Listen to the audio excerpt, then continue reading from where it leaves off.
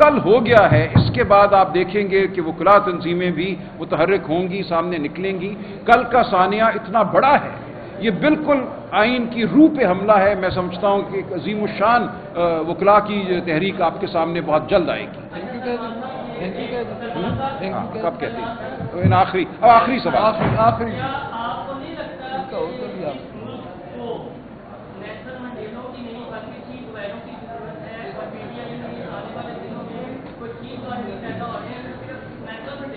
نہیں دیکھیں، نہ نیلسن منڈیلا چاہیے، وہ تو ہے، عمران خان اب جیل بیٹھا ہے اور ان کا ارادہ تو اس کو سالوں جیل رکھنے کا ہے۔ ہم ایسا نہیں ہونے دیں گے، اسی لیے ہم پاکستان کی عوام کو کہہ رہے ہیں کہ اب فیصلہ کرو۔ لیکن یہ دیکھیں شی گوارا کوئی بنے تو بڑی اچھی بات ہے، بن جائے، لیکن یہ نہیں ہوتا، ایک ہیرو کی وجہ سے انقلاب نہیں آتا۔ انقلاب تب آتا ہے، آزادی تب آتی ہے جب لاکھوں لوگ ہیرو بنتے ہیں۔ شکریہ جی۔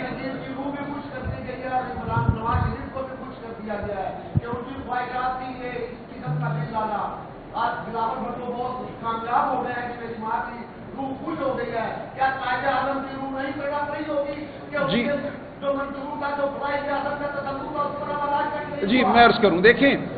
کل جو ہوا، نام تو قائد اعظم کا بھی لیا گیا، نام لیا گیا چارٹر آف ڈیموکریسی کا اور محترمہ کا۔ یہ بہت ہی افسوس کا لمحہ تھا کہ ایک شخص نے پاکستان کی، اپنے خاندان کی پوری تاریخ کو مسخ کیا۔ دیکھیں قائد اعظم نے بات کی تھی کانسٹیٹیوشنل کورٹ کی 1930 میں، جب یہ خطہ تاریکی میں ڈوبا ہوا تھا، کلونیلزم کی جو ہمارے اوپر رائج تھا، جو انگریز حکمران تھا، وہاں تو آپ پر نہیں مار سکتے تھے، وہاں کوئی تصور نہیں تھا آئین کا، وہاں کوئی تصور نہیں تھا آئینی حقوق کا، بنیادی حقوق کا۔ قائد اعظم نے تو یہ کہا کہ ہمیں دو حقوق اور ایک آئینی عدالت قائم کرو۔ اس تاریکی کے دور میں ہمارے پاس تو اب ایک عدالت موجود تھی جو پچھلے 30-40 سال میں توانا تر ہوئی تھی، کل تو آپ نے اس عدالت کو ختم کیا ہے۔ جب چارٹر آف ڈیموکریسی ہوا، میری نظر میں غلط تھا وہ تب بھی، دیکھیں یہ کوئی ایک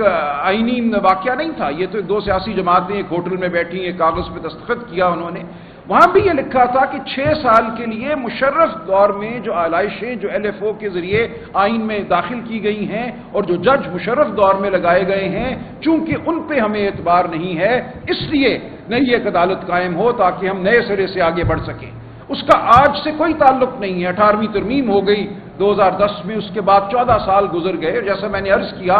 آج عدالتوں میں دم خم ہمیں نظر آ رہا تھا، یہ اس دم خم کو ختم کرنے کے لیے کیا گیا ہے۔ یہ نہ محترمہ بینظیر بھٹو کا خواب ہے، نہ یہ قائد اعظم کا خواب ہے، یہ جس کا خواب ہے آپ اور میں جانتے ہیں وہ کون ہے۔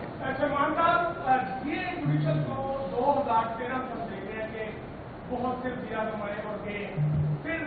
2018 میں دیا نواز شریف کو پاناما میں ظاہر کر دیا گیا اور پھر سپریم کورٹ کی طرف سے نگران جج بھی بھاگ گئے، جس کی مثال قانون اور آئین میں نہیں ہوتی۔ پھر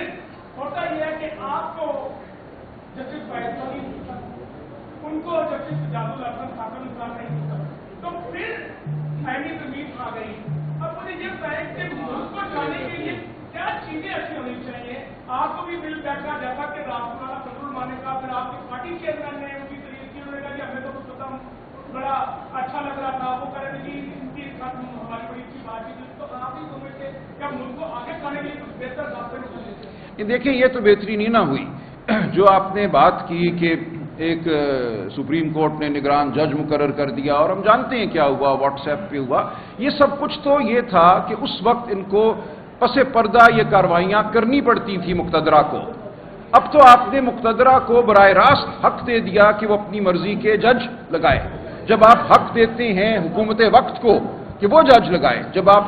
کمیشن میں حکومتی ارکان کی اکثریت پیدا کرتے ہیں، تو جو دور ہے، جو ہمارے ملک کی حقیقت ہے، معروضی حقیقت جسے ہم کہتے ہیں، وہ یہی ہے کہ آپ ان کو طاقت دیتے ہیں جو پردے کے پیچھے بیٹھے ہیں۔ اس وقت جو ایک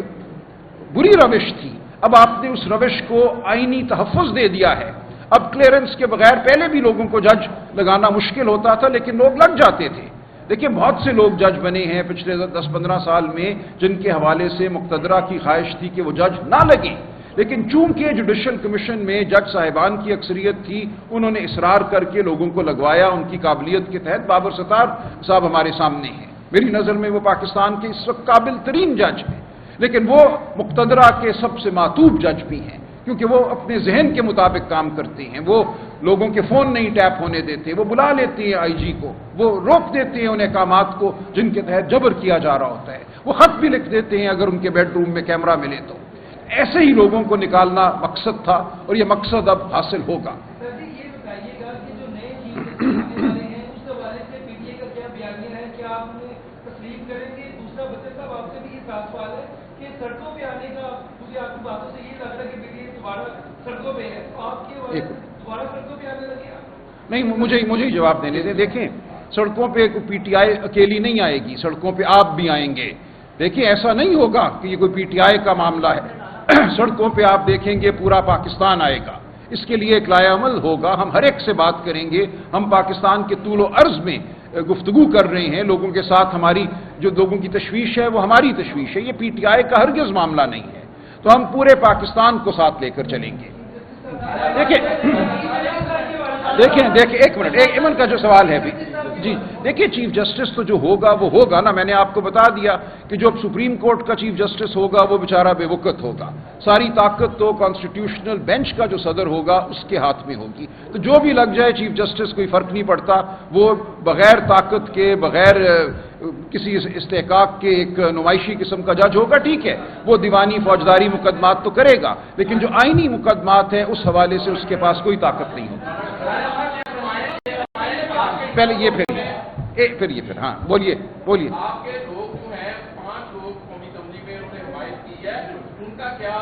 آگے سے ان کا فیوچر کیا ہوگا پارٹی کے حوالے سے آپ جنرل سیکرٹری ہیں، دوسرا یہ فرمائیں کہ مولانا فضل الرحمان کا جو کردار تھا وہ کیسا جی اوکے، دیکھیے جن لوگوں نے پارٹی سے غداری کی ہے ان کا وہی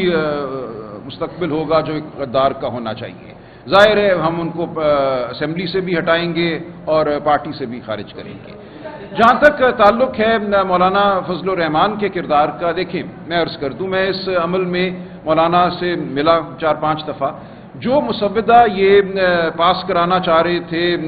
ستمبر میں، جو شب خون مارا جا رہا تھا، مولانا کو بلایا گیا کہ آئیے، ابھی آئیے، پڑھیے بھی نہیں، کسی کو معلوم نہیں تھا، وہ ایک خوفناک، بہت اس سے بھی زیادہ خوفناک تھا۔ اس میں ملٹری عدالتیں قائم ہو رہی تھیں سویلینز کے لیے، جو بنیادی حقوق کا آرٹیکل ہے ہمارے آئین میں، آرٹیکل 8، اس میں تخفیف کی جا رہی تھی کہ ہمارے بنیادی حقوق جو ہیں وہ نیشنل سیکیورٹی کے لیے سلب کیے جا سکتے ہیں، اور دیگر باتیں تھیں، کسی جج کو اٹھا کر ایک ہائی کورٹ سے دوسرے ہائی کورٹ میں پھینکا جا سکتا ہے،